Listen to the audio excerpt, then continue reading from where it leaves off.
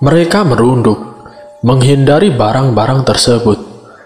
Rumah bergoyang seperti tengah mengalami gempa bumi. Suasana semakin mencekam. Terdengar tawa misterius yang semakin menggema ke seluruh ruangan. Nyawa mereka seakan terisap habis saat mendengarnya. Kini mereka hanya bisa berharap ada orang yang menolongnya. Amel menjerit menggema. Tubuhnya terseret dan terbawa masuk ke dalam kamar yang ditempati Bi Rumi. Amel! Jessica berdiri dan menyerbu ke arah kamar. Namun terlambat. Kamar telah tertutup. Jessica kemudian menendang pintu tersebut. Jessica mengumpat sembari menatap berkeliling. Tiba-tiba suasana menjadi gelap. Bau amis menyerbat ke seluruh ruangan. Ia mencoba menutup hidungnya, tetapi bau itu justru semakin tercium. Sementara di dalam kamar itu, tubuh Amel terpental ke kanan dan kiri, menatap semua benda yang ada di dalam. Amel sama sekali tidak bisa berbuat apapun. Tubuhnya sudah sangat lemah. Darah pun mengalir dari hidungnya kembali. Badannya terkulai lemas. Dalam samar-samar, Bi Rumi menghampirinya. Kau telah mengetahui aku yang sebenarnya, ucap Bi Rumi sambil tersenyum licik. Amel menatap tajam penuh kekesalan. Ia tidak menyangka orang yang selama ini ia percaya ternyata adalah dalang di balik pembantaian keluarga itu. Ya, Bi Rumi juga telah membunuh ayah dan juga adiknya Narindra. Kamu iblis! Amel berteriak. Bi Rumi berubah menjadi sosok tua yang sangat menyeramkan, seperti sebelumnya. Ia mendekati Amel, mencekik, lalu melemparnya. Aku tidak takut denganmu, ucap Amel. Bi Rumi semakin emosi. Ia kembali melempar Amel hingga tidak sadarkan diri. Amel terus berteriak, meminta bantuan dari dalam kamar Bi Rumi. Sementara Jessica yang berada di luar kamar terus berusaha membuka pintu itu dengan mendorong sekuat tenaga. Namun nihil hasilnya. Pintu itu cukup berat dibanding dengan badan Jessica yang tidak begitu berisi. Mel, sabar Mel. Kakak akan cari bantuan dulu. Jessica berlari ke arah pintu depan. Ia terus berteriak minta tolong dan berharap ada seseorang di luar sana yang mendengar suaranya. Brengsek, ketus Jessica. Ia mendengus, lalu menarik nafas dalam-dalam. Tak tahu mengapa, semua pintu rumah tiba-tiba terkunci dengan rapat. Jessica sudah berusaha sekuat tenaga untuk mencoba membuka semua pintu yang ada di rumah ini. Tetapi tidak satupun pintu berhasil dibuka. Tiba-tiba kenop pintu belakang bergerak, seperti ada orang dari luar yang mencoba memutarnya. Jessica bergegas menghampiri pintu tersebut. Kenop itu lalu berhenti bergerak. Hening. Tidak ada suara lagi. Seketika pintu itu terbuka dengan lebar. Hadi berdiri di sana. Apa yang terjadi dengan kalian? Mana Amel? Hadi, kalian harus segera pergi dari sini. Tapi Amel masih terjebak di... Maksudnya, Amel kekunci di kamar itu. Jessica langsung mengajak Hadi ke kamar Bi Rumi. Mel, teriak Hadi dari luar. Kak, tolong kak, rintih Amel dari balik kamar. Tiba-tiba semua lampu menjadi mati dan keran air di wastafel menyala. Air memancar keluar. Tidak lama setelahnya, air itu berubah warna menjadi merah. Mel, tidak ada jawaban. Amel, Jessica semakin panik. Hadi mendorong pintu tersebut. Tapi masih saja, pintu itu berdiri kokoh di sana. Jeritan Amel menggema dari dalam. Keduanya semakin panik karena khawatir dengan kondisi Amel di dalam. Cep! Lampu kembali menyala. Senyap. Keduanya saling pandang, memperhatikan wajah lelah dan ketakutan. Amel! Hadi berteriak kembali. Amel! Disusul Jessica. Bangsat! Hadi berteriak. Dia menendang pintu kamar itu.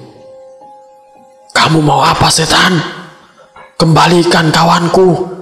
Kembalikan Amel sekarang juga. Teriak Hadi sambil terus menggedor pintu kamar. Buah! Kotak sampah dekat dengan meja dapur tiba-tiba terjatuh dan menggelinding ke arah mereka. Keduanya berbalik badan. Sampah telah berhamburan.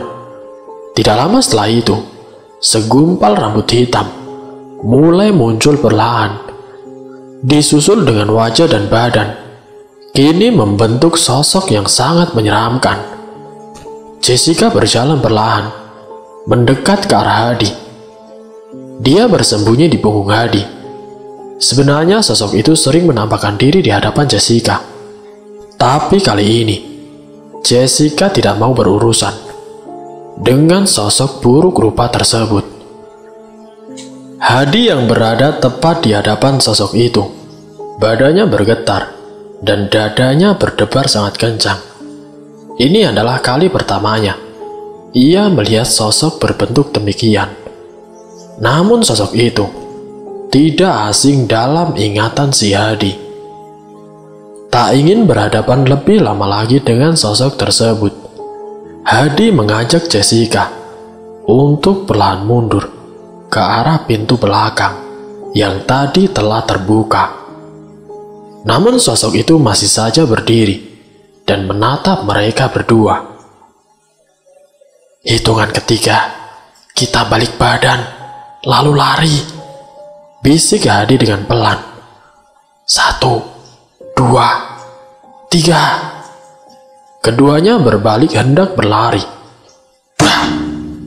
Namun pintu tiba-tiba terbanting sendiri.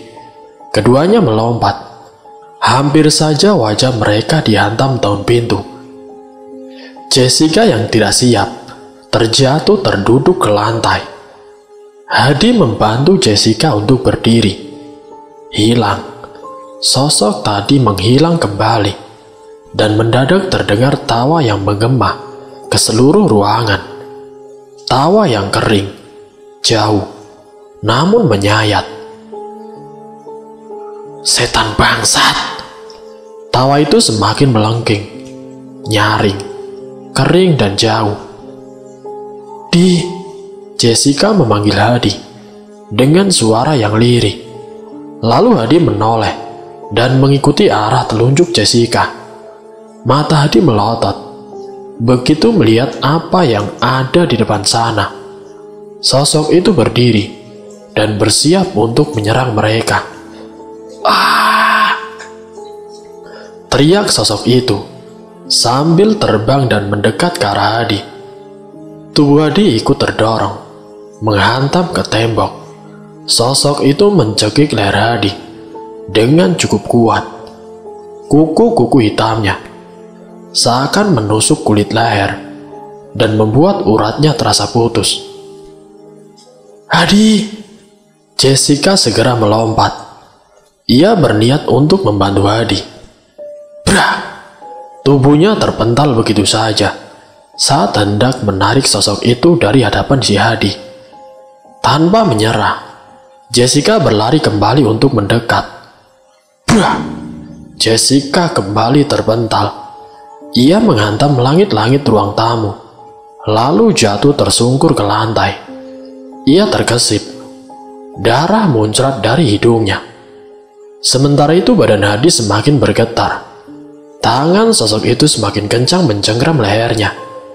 Wajahnya hanya beberapa senti dari hadapan sosok tersebut. Hadi mencoba memutar kembali ingatannya. Ia berusaha mengingat wajah sosok itu, karena tidak asing baginya. Namun cengkeraman sosok itu membuatnya tidak bisa fokus untuk mengingat. Jessica memukulkan sebuah balok kayu tepat ke arah sosok itu. Lenyap, sosok itu mendadak menghilang. Hadi menghela nafas. Hampir saja ia mati konyol karena ulah sosok tersebut. Cep! Lampu kembali mati. Hadi segera meraih tangan Jessica dan lalu menariknya. Keduanya berlari dalam keremangan rumah itu. Saat menyusuri tangga menuju lantai atas, Hadi langsung melompati dua anak tangga sekaligus. Begitupun dengan Jessica yang mengikutinya dari belakang. Hadi mendorong pintu kamar Jessica. Keduanya lalu masuk ke dalam kamar. Mereka berusaha mencari senter untuk keduanya gunakan menyelamatkan si Amel. Jessica meraih ponsel yang tergeletak di hadapannya. Cahaya dari layar ponsel tersebut seketika menerangi wajahnya. "Telepon Pak Rahmat sekarang, Jess," Hadi memerintahkan kepada Jessica. Tanpa pikir panjang, Jessica segera mencari nomor Pak Rahmat, lalu menekan tombol telepon. Tanpa menunggu lama, Pak Rahmat pun langsung mengangkat telepon dari Jessica. "Pak Rahmat," Jessica sedikit gemetar, sementara Hadi terus memantau sekitar, memastikan bahwa sekitar mereka telah aman. "Neng Jessica," suara Pak Rahmat dari balik telepon. "Iya, Pak. Neng tidak kenapa-kenapa kan?" "Pak Rahmat di mana, Pak?" Suara Jessica terdengar bergetar. "Tolong ke rumah saya sekarang, Pak. Semuanya hancur. Amel pun menghilang." Air mata Jessica meluncur di sudut mata. Ia tidak kuasa menahan tangis. Dia sudah benar-benar sangat lelah dengan kondisi saat ini. Ketakutan dan harapan berbaur dalam pikirannya malam itu. "Bapak sedang ke arah sana, Neng. Bapak tahu apa yang terjadi. Ini semua pasti ulah Bi Rumi. Ia bangkit kembali, Neng. Ini Bapak juga sama Pak Baren. Kamu sama siapa sekarang?" "Saya sama Hadi, Pak. Tapi Amel masih terkunci di ruangan." "Baik, Neng. Tunggu, Bab. Pak Rahmat, Pak Rahmat, Pak." Jessica menekan tombol di ponselnya. Sinyal mendadak menghilang. Dia menatap Hadi, lalu meraih tangan Hadi, menggenggamnya dengan erat. Dia merapat pada Hadi. Keadaan masih gelap, senyap. Keduanya saling berpegangan satu sama lain.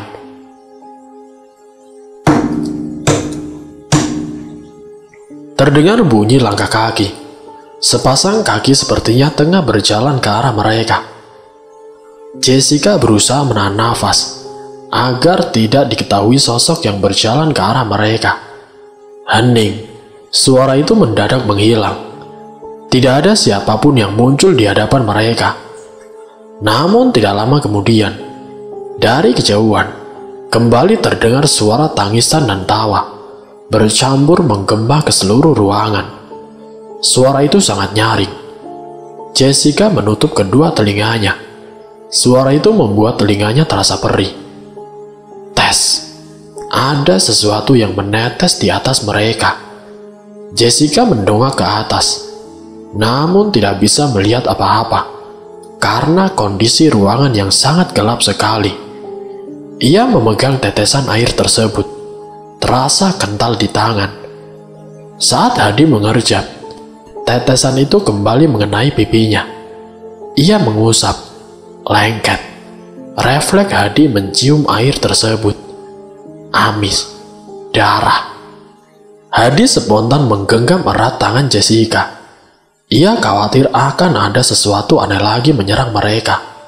Sementara itu bau anyir terus menyeruak, ditimpali bau apek, seperti aroma sesuatu yang telah lama membusuk. Keduanya memegangi hidung masing-masing. Bau itu semakin menusuk ke dalam, membuat Jessica hampir muntah. Kita harus turun ke bawah lagi, menunggu Pak Rahmat ke sini, sekaligus memastikan bahwa Amel masih ada di ruangan itu. Hadi bangkit dari duduknya, disusul Jessica di belakang. Jessica mencengkram pundak Hadi dengan erat. Srep, lampu menyala. Jessica menghela nafas lega. Hanya beberapa saat sebelum sosok itu kembali muncul di hadapan pintu, Hadi menelan ludah. Dia pikir sosok itu sudah pergi dan tidak mengganggu lagi. Apa mau kamu? Hadi membentak sosok yang berdiri di tengah pintu kamar, seolah menghalangi keduanya untuk beranjak. Sosok itu seakan tidak mau mengalah dan membiarkan mereka pergi selamat. Mendadak angin bertiup sangat kencang. Barang-barang di dalam kamar ikut berteberangan. Jessica merapat ke Hadi. Keduanya saling berpegangan. Debar jantung Jessica semakin kencang. Harapan untuk hidup seolah telah tipis.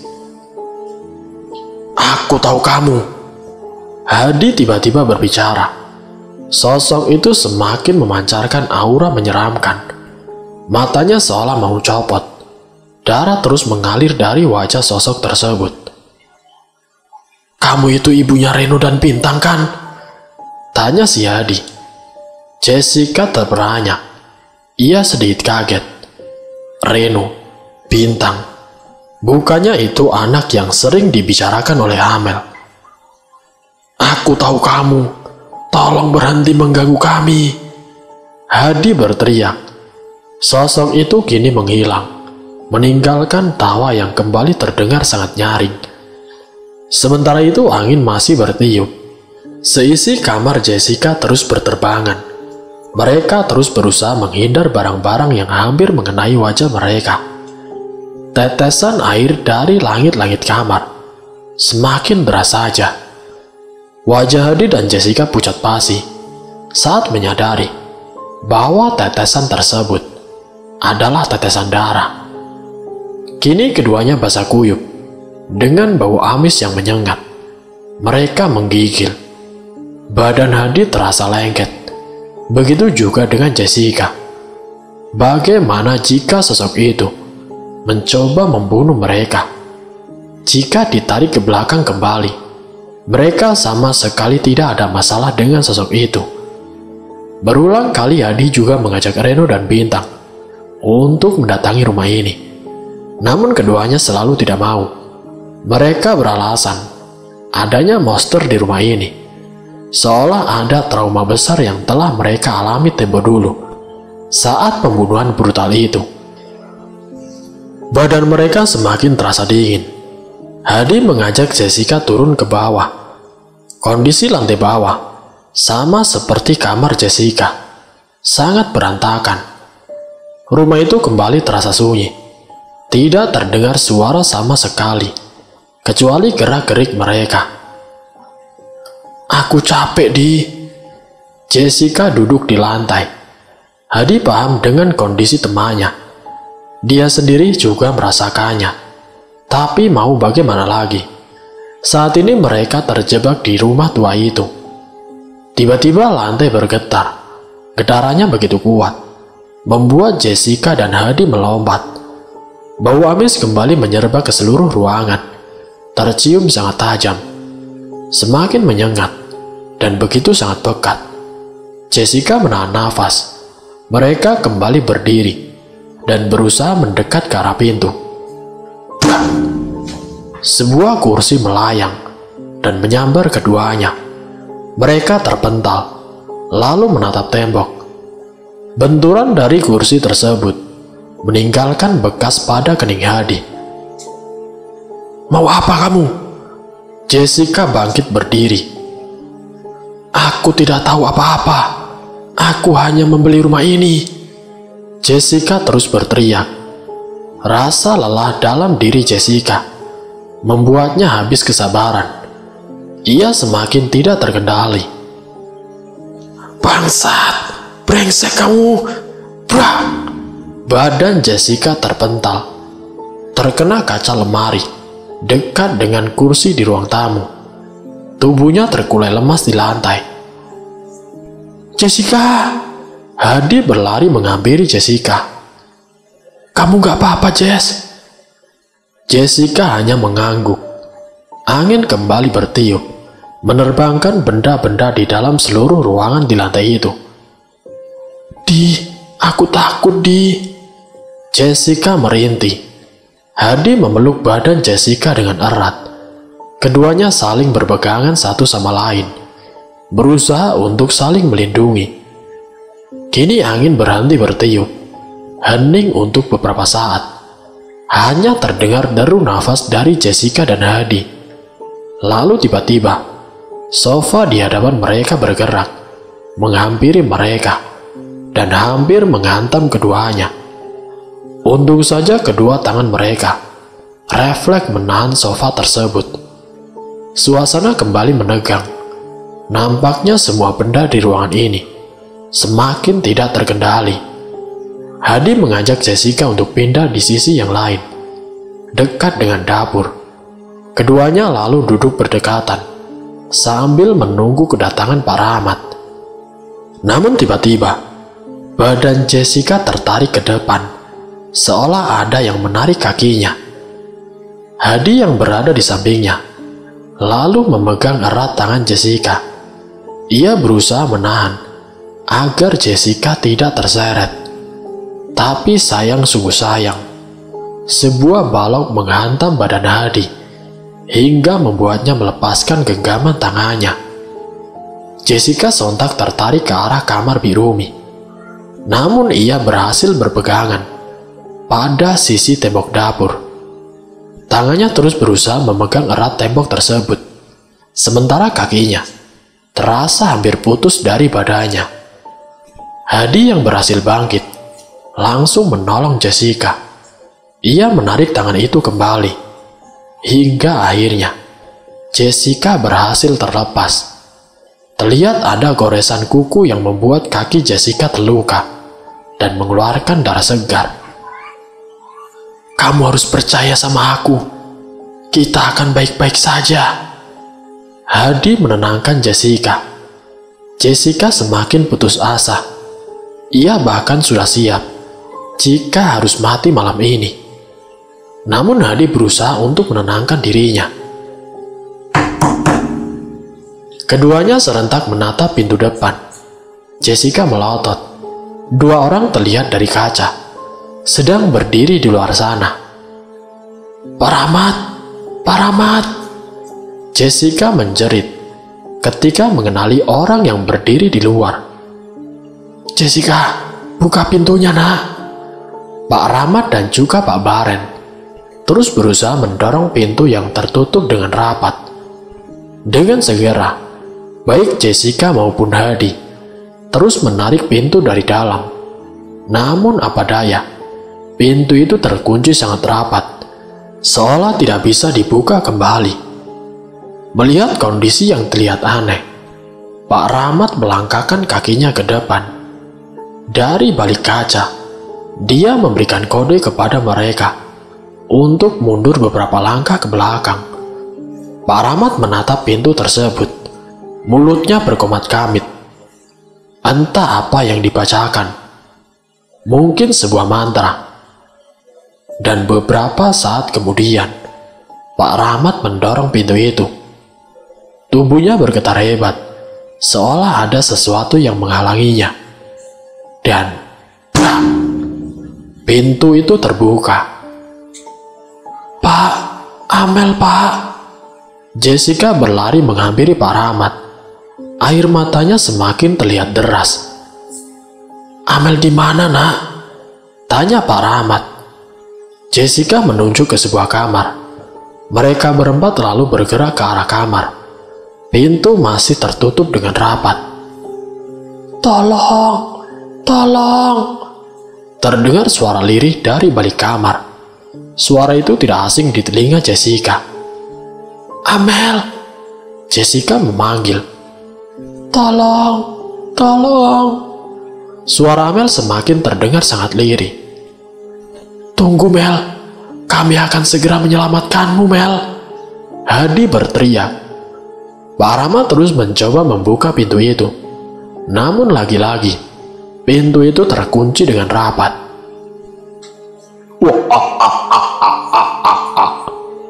Terdengar suara tawa yang menggelegar, tepat di sudut ruangan. Mereka berempat sontak menatap satu sama lain. Siapa di sana? Pak Baren angkat bicara. Apakah kau tidak mengenal suaraku, Baren? Sebuah pertanyaan terlontar dari mulut yang tidak tahu sosoknya berada di mana. Jessica mengerutkan dahinya. Ia merasa tidak asing juga dengan suara itu. Bi Rumi, ucap Jessica. Hadi terkejut. Tawa itu terus terdengar sangat kencang. Ya, ini aku. Sosok perempuan sedikit tua itu turun dari tangga. Rumi, sambungnya. Hah? Jessica terkejut. Badannya terasa lemas. Bi Rumi berjalan mendekat ke arah mereka berempat. Lama aku tidak melihat wajahmu, Baren. Ucap Bi Rumi sedikit menggoda. Mau apa kamu? Baren bertanya. Bi Rumi hanya membalas dengan tatapan licik dan juga senyum tipis. Bukannya kamu sudah mati? Tanya Pak Baren kembali. Ya, tepat sekali. Ragaku memang sudah mati, tapi rohku kekal abadi. Ucap Bi Rumi dengan tawa yang menyeramkan. Jessica terlihat bingung dengan semua ini. Ia benar-benar tidak menyangka dengan kondisi yang tengah ia alami sekarang. Nah, dia adalah kakak dari Narida.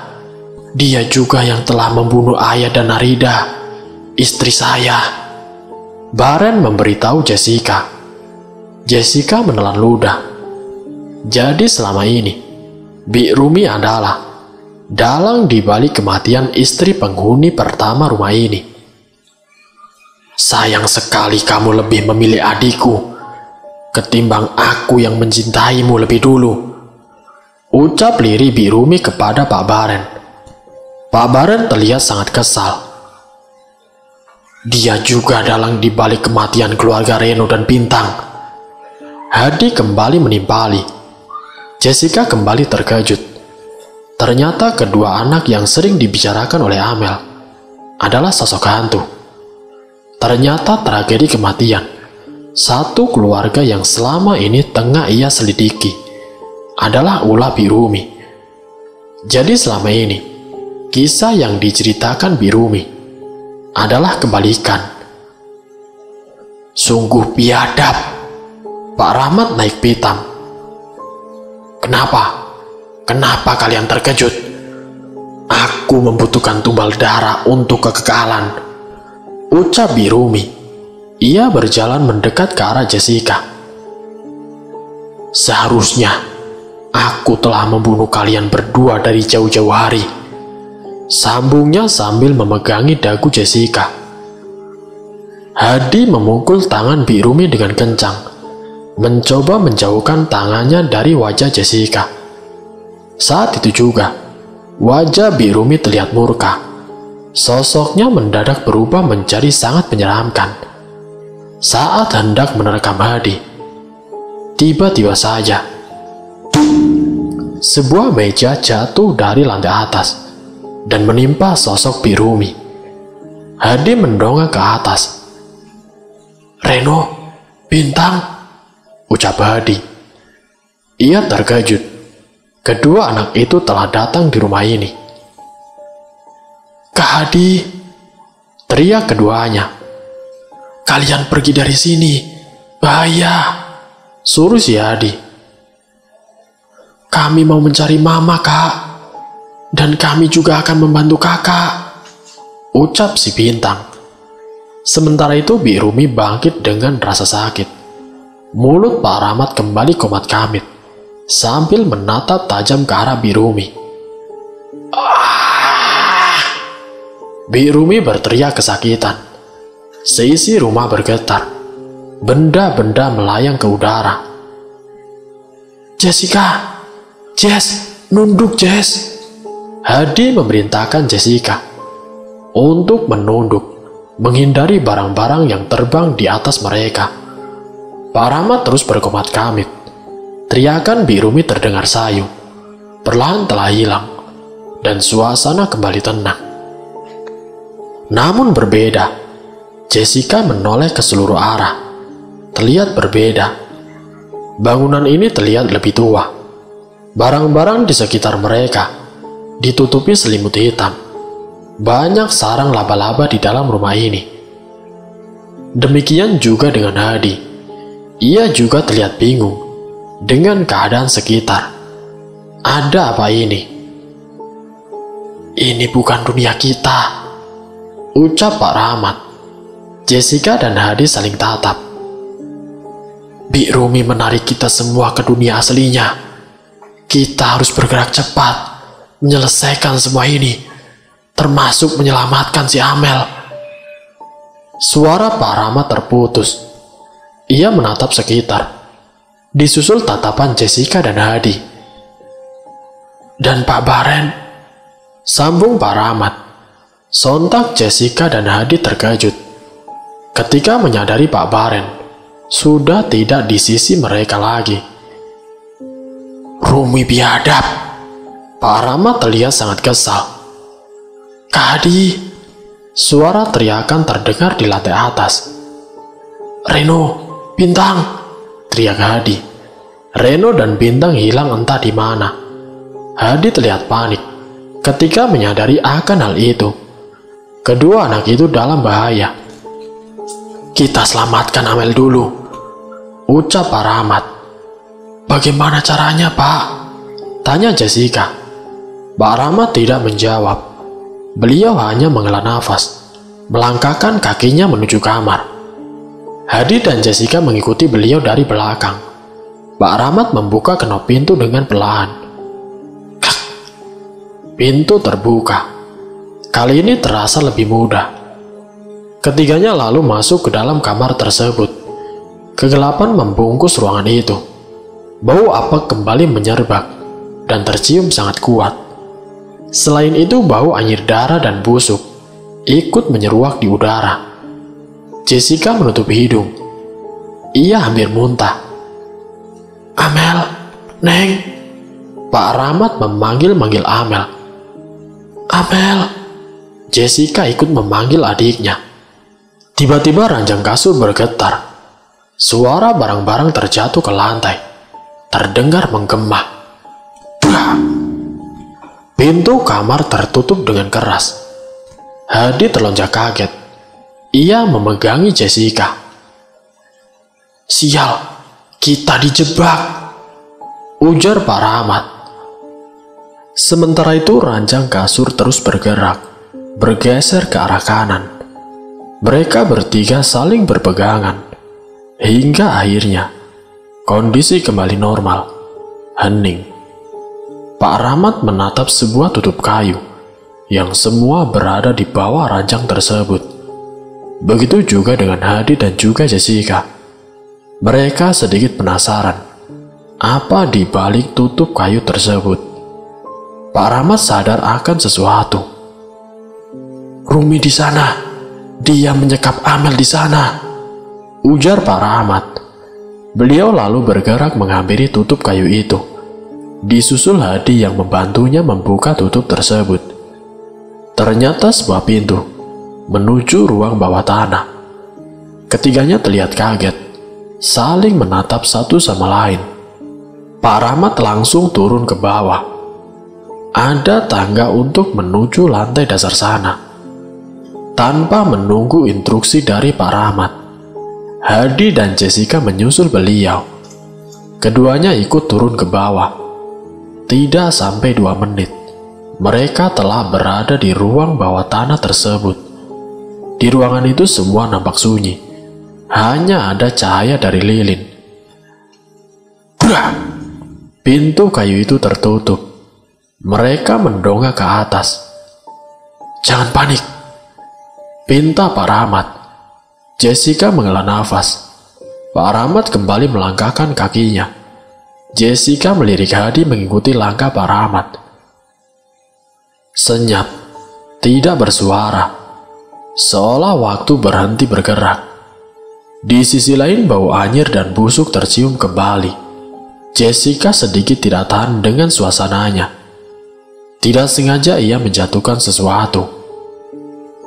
Ah! Jessica berteriak ketika menyadari itu adalah sebuah tengkorak manusia. Pak Rahmat menghampiri Jessica. Beliau lalu menyentuh tengkorak tersebut. Benar bahwa itu adalah tulang manusia. Lalu ada apa sebenarnya? Kita dalam bahaya, Pak Rahmat berucap. Sontak raut wajah Jessica terlihat pucat. Mereka bertiga seperti tidak punya pilihan. Pintu kayu juga sudah tertutup dengan rapat. Tak mungkin bagi mereka untuk memaksa keluar. Pak Rahmat diam sesaat. Ia mencoba menelan keadaan. Oke, kita lanjutkan perjalanan kita. Pak Rahmat terbangkit dan berjalan kembali. Kalian harus tetap berpegangan satu sama lain, sambung Pak Rahmat. Namun mendadak suara tangis terdengar, sayup-sayup dari jauh. Pertama suara itu sangat lirih, lama-lama semakin jelas, dan begitu sangat pilu, menyayat. Bulu kuduk Jessica meremang. Dia berdiri di dekat Hadi dan merapat pada Pak Rahmat. Hei Rumi, kamu tidak berhak membawa anak itu. Kembalikan sekarang. Tindakanmu hanya akan semakin membuat arwahmu terjebak dalam kegelapan. Pergilah Rumi. Kini suara tangisan itu telah lenyap, berganti dengan tawa, terdengar nyaring dan kering. Tolong jangan paksa saya berbuat kasar denganmu, Rumi. Pak Rahmat kembali memperingatkan Bi Rumi. Jessica tersentak melihat Hadi yang tiba-tiba memegangi lehernya sendiri. Ia kelojotan, ambruk, dan berguling-guling ke lantai, seolah ada sosok yang mencekiknya dengan kuat. Hadi, Hadi! Jessica menghampiri Hadi yang mengerung di lantai. Mata Hadi terlihat merah. Urat di lehernya mencengkam kencang. Angin bertiup halus, membawa bau anyir dan busuk yang memualkan perut. Tubuh Hadi mulai terangkat ke udara. Jessica berteriak. Seiring tubuh Hadi yang tiba-tiba mengudara dan meluncur menatap tembok, Pak Rahmat merentangkan tangannya ke udara. Beliau terdengar menggeram, seperti geraman seekor anjing yang tengah marah. Pak Rahmat lalu menarik tangannya, seolah hendak merebut sesuatu, lalu meluncur ke arahnya. Dengan sigap Pak Rahmat menangkap badan Hadi. Ia tidak bergerak. Pak Rahmat kemudian melepas tangan yang menjerat leher Hadi. Hadi tersadar. Ia meringis kesakitan. Tanpa diminta, Jessica membantunya kembali berdiri. Hadi pun lalu menghirup nafas. Kamu gak apa-apa kan? Tanya Pak Rahmat. Hadi menggeleng. Walau sebenarnya dadanya masih terasa sesak. Selang beberapa detik, satu persatu lilin di hadapan mereka menyala. Lurus ke arah depan, ruangan terlihat sangat terang. Dari kejauhan, mereka bertiga menatap seseorang yang terbaring di sebuah meja hitam dengan lingkaran darah mengelilingi tempatnya. Amel! Jessica menyadari bahwa itu adalah si Amel. Ia lantas berlari menghampirinya. Pak Rahmat hendak menahan Jessica, namun ia telat. Dengan kaki yang melangkah begitu cepat, Jessica terus berlari ke arah adiknya yang terbaring dengan lemah. Namun saat hendak menggapai sang adik, bram, Jessica terpental kembali ke belakang, seolah ada tembok tidak terlihat yang membentengi tubuh sang adik. Badan Jessica terbanting cukup keras di lantai. Ia tersungkur, darah keluar dari hidung dan mulutnya. Ia terus berusaha untuk bangkit, sementara Pak Rahmat dan Hadi bergerak menghampirinya. "Kak Jessica, Kak Hadi, Pak Rahmat," panggil Amel dengan lirih, seakan tidak sanggup lagi untuk berkata. "Rumi, keluar kau. Kenapa kau lakukan semua ini? Brengsek!" Jessica berteriak dengan kencang. Sesaat setelahnya, keluar sosok dengan jubah berwarna hitam. Ia berdiri di sisi Amel. "Rumi," panggil Pak Rahmat. "Kalian datang tepat waktu untuk menyaksikan proses ritual persembahan darah demi kekekalan arwahku." Ucap Bi Rumi, diiringi tawa yang sangat nyaring. Rumi melangkah keluar dari lingkaran darah, meninggalkan si Amel. Jessica hendak mendekat ke adiknya, namun Pak Rahmat menahannya. "Tunggu, semua harus teratur." Pak Rahmat menahan Jessica. Tidak lama setelah itu, Rumi kembali datang sambil menyeret seorang pemuda yang terlihat lemas dan tidak berdaya. "Miko," Jessica menyadari sosok pemuda itu. Miko yang selama ini ia cari dengan keluarganya, ternyata diculik Rumi. Sungguh biadab iblis satu ini. "Rumi!" Jessica berteriak dengan kencang, sembari menangis. Rumi tidak menggubris tangisan Jessica. Ia menyeret pemuda itu, lalu membaringkannya di samping si Amel.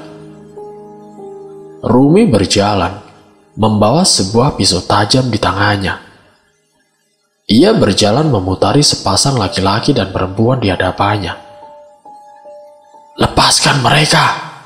Lepaskan mereka, Rumi!" Pak Rahmat memberi ancaman. Rumi tidak memperhatikan ketiganya. Pisau tajam itu diarahkan tepat di lengan Miko.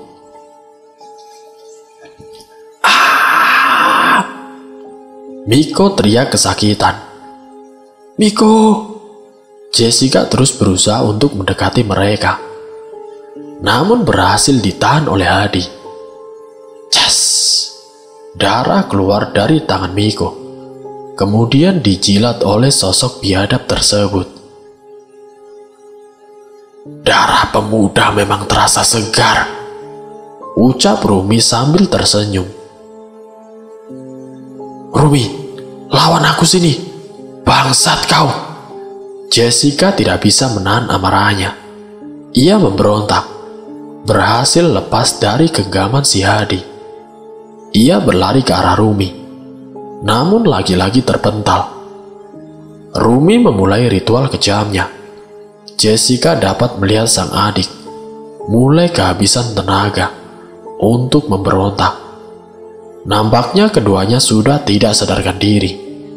Jessica terus menangis melihat dua orang yang ia sayangi tengah berhadapan dengan maut. Hadi berusaha menenangkan temannya. Ia juga tidak tahu harus berbuat apa. Sementara itu Pak Rahmat kembali komat kamit. Hadi menahan nafas. Udara terasa dingin kembali. Nampaknya Pak Rahmat mencoba melawan Rumi dari sini. Mulut beliau terus bergerak. Matanya melotot, menatap Rumi yang juga tengah membaca mantra ritualnya. Rumi terhenti. Ia menatap Pak Rahmat. Sepertinya ritualnya digagalkan oleh Pak Rahmat. Wah! Rumi berlari, berusaha menerkam ketiganya. Tapi ia mendadak berhenti di udara. Ia memegangi kepalanya sendiri. "Hentikan!" Rumi terus menjerit. Pak Rahmat semakin kencang membaca mantra-mantranya. Rumi semakin mengejang. Tubuhnya bergetar. Ia terus berteriak. Dan dar! Rumi menghilang bersamaan dengan suara ledakan. Cep! Satu persatu lilin telah mati. Beberapa keran air mendadak menyala. Air membasahi lantai di ruangan. Bahaya. Mereka bisa tenggelam di dalam. Tolongin mereka berdua. Suara Pak Rahmat menyuruh Hadi untuk melepaskan Miko dan Amel. Jessica kemudian bangkit kembali. Ia membantu Hadi melepaskan jeratan tali di badan kedua anak tersebut. Namun sayang Miko tidak sadarkan diri. Darah masih mengalir dari tangannya. Gawat, Miko bisa kehabisan darah. Hadi berteriak. Ia sangat panik. Begitu juga dengan Jessica. Pak Rahmat lantas melepaskan kaosnya. Ia lalu mengikat kaos tersebut kepada luka goresan di tangan si Miko. Kemudian beliau membantu si Hadi memapah badan Miko. Sementara Amel perlahan ia mulai sadarkan diri. Ia dibantu sang kakak untuk berjalan keluar. Mereka tidak punya waktu lama. Keadaan di bawah sangat gelap. Mereka bisa kehabisan nafas. Keran air juga terus menyala. Saat ini air telah sampai di mata kaki mereka. Jangan panik, kita akan segera keluar, ujar Pak Rahmat. Mereka berlima segera bergegas menuju tangga untuk naik ke atas. Krek! Pintu ruang bawah tanah kembali terbuka. Hadi mendongak ke atas. Dua kepala kecil menampakkan dirinya. Reno, Bintang, ayo kak, keluar, semua aman, ucap Bintang. Mereka berdua menyelamatkan semuanya. Bintang membantu kelimanya untuk keluar dari bawah. Reno melemparkan sebuah senter ke bawah sehingga bisa digunakan oleh mereka untuk mendapatkan cahaya. Setelah berusaha dengan cukup keras, satu persatu dari mereka berhasil naik kembali ke atas. Hadi membaringkan tubuh Miko ke lantai. Begitu juga dengan Jessica. Ia membantu sang adik untuk duduk terlebih dahulu. Semua selamat, ujar Pak Rahmat. Hadi mengangguk. Belum, Bintang berucap. Hadi, Jessica, Pak Rahmat. Mereka saling tatap. Masih ada satu orang di lantai atas yang membutuhkan bantuan, ucap Bintang. Pak Baren, ucap Jessica. Pak Rahmat baru teringat bahwa masih ada Pak Baren. Kalian segera keluar dari kamar ini. Bawa Miko dan Amel keluar. Saya akan mencari Pak Baren. Pak Rahmat pergi meninggalkan mereka. Sementara Jessica dan Hadi segera membawa Miko dan Amel keluar. Bintang dan Reno pun ikut membantu mereka. Dengan langkah yang sempoyongan, akhirnya mereka bisa keluar dari rumah tersebut. Mereka menunggu Pak Rahmat di halaman luar. Suara keributan terdengar dengan jelas. Mereka khawatir dengan kondisi Pak Rahmat. Hadi hendak masuk ke dalam kembali, tetapi ditahan oleh Reno. Akhirnya ia pun mengurungkan niatnya. Mereka menunggu dalam cemas. Di lain sisi wajah Miko semakin pucat. Sepertinya efek darah yang mengalir keluar. Mereka terlihat panik. Amel juga seperti kehilangan tenaga.